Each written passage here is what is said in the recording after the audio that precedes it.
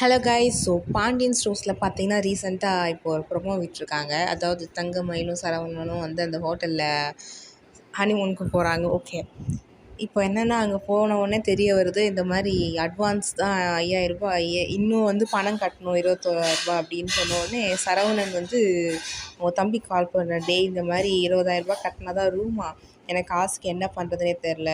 உடனே அவங்க தம்பி என்ன பண்ணுறான், விச் மீன் கத்திரி என்ன பண்ணுறான், அவங்க அப்பா ஃபோன் தனியாக இருக்குது. அப்போ கரெக்டாக அதுலேருந்து பணத்தை அனுப்புகிற மாதிரி காட்டுறாங்க. அப்போ ஜீவா சொல்கிறார், ஏன்டா பெரிய பிரச்சனை ஆகிட போகுது அப்படின்னு சொல்கிறாங்க. எனக்கு என்னென்னா, சரவணன் எதுக்கு சம்பாதிக்கிறானே தெரில, எனக்கு சத்தியமாக தெரில. சரி, கல்யாணத்துக்கு முன்னாடியாவது சரி நான் அப்பா கிட்ட கொடுத்தேன், என் கல்யாணத்துக்கு அப்புறமும் உனக்குன்னு ஒரு லைஃப் வந்துச்சு, அது உன் சம்பளத்தை அப்பா கிட்ட கொடுத்துட்டு இப்போ 20,000 ரூபாய்க்கு வழி இல்லாமல் நிற்கிறேனான்னு போது ரொம்ப கஷ்டமாக இருந்ததும் அவனை திட்டுறதா செய்வேன்.